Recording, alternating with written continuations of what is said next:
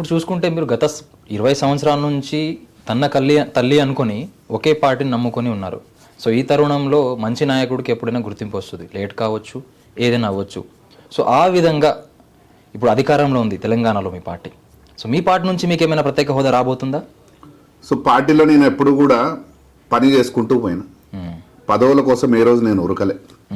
పదవులు నాకు కావాలనుకుంటే నేను ఏ పదవైనా తెచ్చుకోవడానికి నేను రెడీ ఉన్నా. కానీ నేను సిచ్యువేషన్ టైం వచ్చినప్పుడు పార్టీ నన్ను గుర్తించి టికెట్ ఇస్తుందనేది నాకు ఆలోచన ఉన్నది.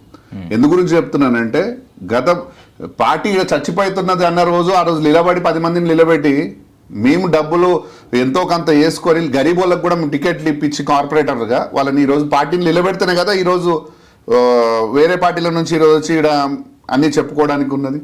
సో మేమేమంటున్నామంటే, ఇక్కడనే మేము ఏదైనా సరే పార్టీలోనే ఉంటాం, టికెట్లు మాకు ఖచ్చితంగా వస్తుంది 100%. బరాబర్ నాకు ఆ మినిస్టర్స్ కూడా చెప్పారు. నాకు అప్పట్లో ఇక్కడ పనిచేసిన మినిస్టర్స్ కానీ, లేకపోతే ఇప్పుడు కొత్తగా ఉన్న మినిస్టర్స్ అందరు కూడా నాకు ఆల్రెడీ సీనియర్ లీడర్స్తో నాకు కనెక్షన్స్ ఉన్నాయి. అందరు కూడా చెప్పారు నాకు, మైపాల్ నీకు 100% నీ టికెట్ తర్వాతనే మిగతా కాన్స్టిట్యున్సీలు ఎవరికన్నా అని చెప్పి చెప్పారు.